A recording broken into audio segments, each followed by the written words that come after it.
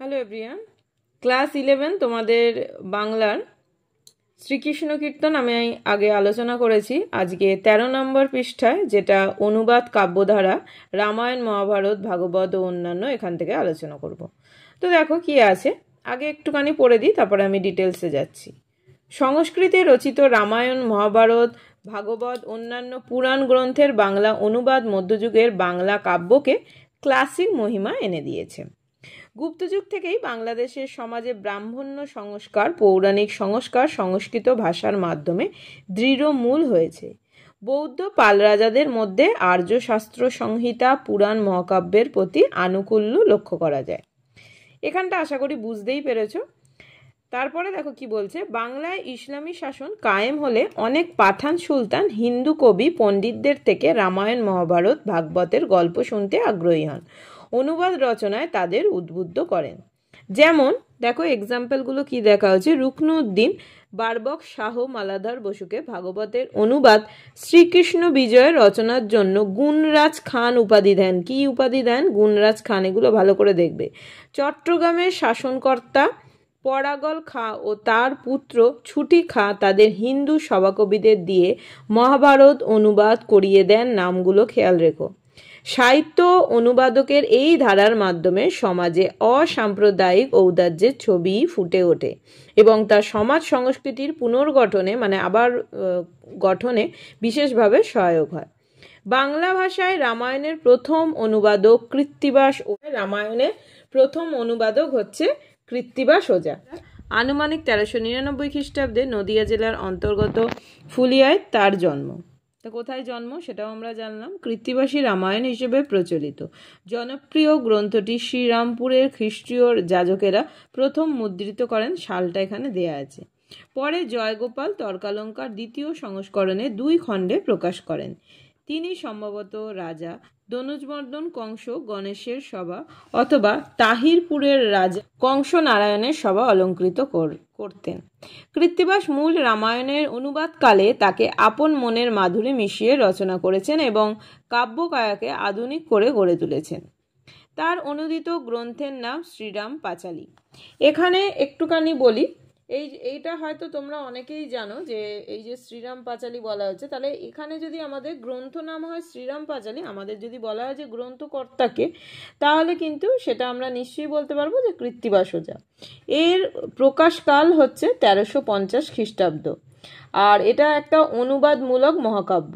এর যদি চরিত্র আমাদের জিজ্ঞাসা করা হয়, চরিত্র হচ্ছে রাম, সীতা, লক্ষ্মণ, ভরত, দশরথ, রাবণ, ইন্দ্রজিৎ, কৈকেয়ী, কৌশল্যা, হনুমান প্রমুখ। এর কাণ্ড, এর কটা যে ভাগগুলো কাণ্ড আছে, দেখো 7টা এর কাণ্ড আছে। আদিকাণ্ড, অযোধ্যাকাণ্ড, অরণ্যকাণ্ড, কিষ্কিন্ধাকাণ্ড, সুন্দরকাণ্ড, লঙ্কাকাণ্ড এবং উত্তরাকাণ্ড। একটুখানি এখানে বলে দিই বিষয়বস্তুটা। আদিকাণ্ডে আছে রাম সহ ভাইদের জন্মকথা। অযোধ্যাকাণ্ডে স্থান পেয়েছে রামের বিদ্যা শিক্ষা, অস্ত্র শিক্ষা, বিবাহ প্রভৃতি। অরণ্যকাণ্ডে আছে কৈকেয়ী বর প্রার্থনায় রামের বনবাস যাত্রা ও বনে বসবাস। সীতাহরণ। কিষ্কিন্ধাকাণ্ডে রয়েছে রাম কর্তৃক বলিকে পরাস্ত হনুমান ও রামের মিত্রতা এবং সীতা অনুসন্ধান। সুন্দরকাণ্ডে স্থান পেয়েছে সীতা অনুসন্ধান ও যুদ্ধের প্রস্তুতি। লঙ্কাকাণ্ডে আছে যুদ্ধের বর্ণনা এবং রাবণের মৃত্যু। উত্তরকাণ্ডে আছে সীতা উদ্ধার আর সীতার অগ্নি পরীক্ষা এবং সীতার পাতাল প্রবেশ ও রামসহ ভাইদের স্বর্গে গমন। তো এইগুলো আমি একটু একটু করে বলে দিলাম। এবার এর সাহিত্যিক মূল্য দেখো। কৃত্তিবাসী রামায়ণ গায়স্থ চিত্ত করুণ রসের কিন্তু সমন্বয়ে ঘটিয়েছে। জাতি, ধর্ম, বর্ণ নির্বিশেষে ভারতীয়দের ওপর এই গ্রন্থের কিন্তু যথেষ্ট প্রভাব আছে।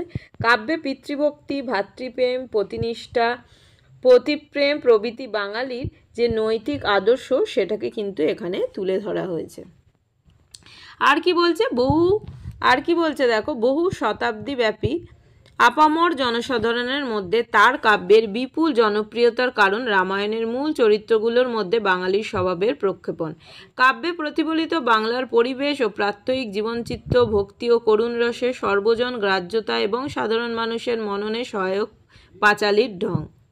গবেষকদের অনুমান 15 শতাব্দীর দ্বিতীয়ার্ধে কবি তার এই কাব্য রচনা করেছিলেন। এখানে আমরা একটা লাইন দেখতে পেলাম, এই যে এইখানটা যেটা বলছে,